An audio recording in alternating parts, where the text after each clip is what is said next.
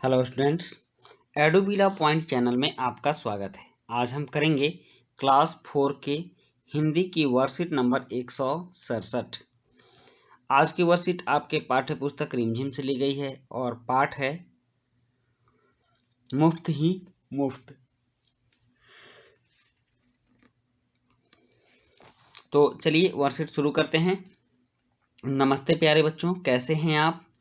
आशा है आप बहुत अच्छे होंगे और अपना पूरा ख्याल रख रहे होंगे। पिछली कार्यपत्रिकाओं में आपने पाठ मुफ्त ही मुफ्त के माध्यम से जाना कि भीखू भाई ने मुफ्त की चीज पाने के लिए क्या क्या किया। आइए देखते हैं कि हमें इस कहानी का सही क्रम याद भी है या नहीं। तो यहाँ प्रश्न 1 है कि नीचे लिखे वाक्यों को बोलकर पढ़िए और पाठ में हुई इन घटनाओं का सही क्रम बताइए। तो सबसे पहले देखिए क्या है।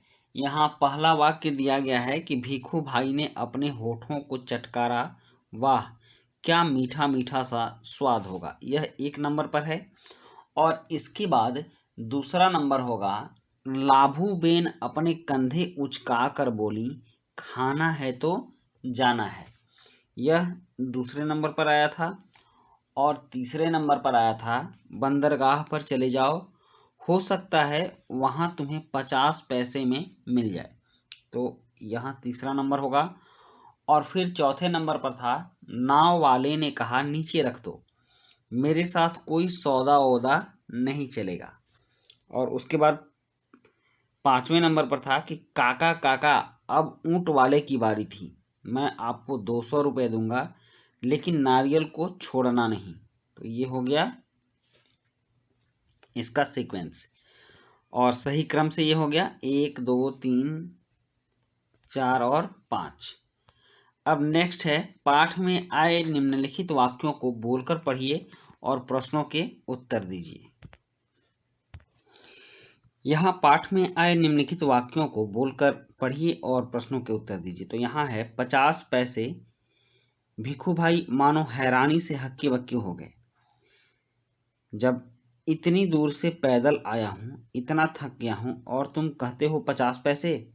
मतलब पैसों की बात सुनकर भिखू भाई हैरानी से हक्के बक्के हो गए।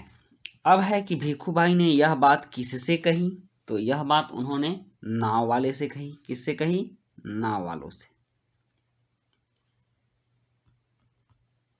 नाव वाले से। भिखू भाई किस बात से इतने दुखी हो गए? तो भिखू भाई को जो नाव वाले ने कहा कि 50 पैसे में नारियल दूंगा, इस बात से वे दुखी हो गए। तो ख का उत्तर हो जाएगा कि नाव वाले ने जब कहा कि 50 पैसे में नारियल दूंगा, तब इस बात से वह दुखी हो गए। और इन वाक्यों में भिखू भाई की कौन सी विशेषता का पता चलता है? तो इन वाक्यों में भिखू भाई की कंजूसी का पता चलता है। वह कितने कंजूस थे। और फिर प्रश्न घ है, हैरानी शब्द का प्रयोग करते हुए एक वाक्य बनाइए। बच्चों के कर्तव्य देखकर मैं हैरान हो गया। आप लिख सकते हैं, बच्चों के कर्तव्य देखकर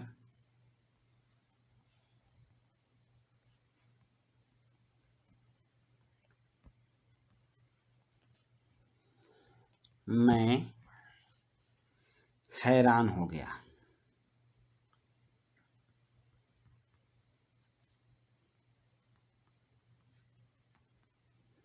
हो गया, घ का उत्तर हो गया। अब नेक्स्ट प्रश्न 3 है। बच्चों, जैसा कि आप सब जानते हैं कि कोरोना वायरस के चलते पूरे भारतवर्ष में लॉकडाउन घोषित कर दिया गया था। जब हम लॉकडाउन के बारे में सोचते हैं तो हमारे दिमाग में कुछ शब्द या वाक्यांश आते हैं, जैसे मास्क, बंद, सामाजिक दूरी, सैनिटाइजर, बार बार हाथ धोना, बुखार आदि। आइए बच्चों, कुछ शब्द और सोचकर उन्हें अनुच्छेद में पिरोते हैं।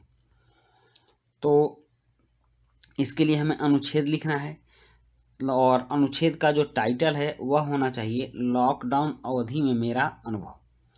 तो अनुच्छेद मैंने आपके लिए लिख रखा है, और उससे पहले अभिभावकों के लिए सुझाव है कि बच्चों के साथ विचार विमर्श करें कि प्रकृति ने बहुत सी अनमोल वस्तुएं हमें मुफ्त में दे दी हैं, जैसे हवा, नदी का पानी। हमें इन चीज़ों को नुकसान नहीं पहुंचाना चाहिए।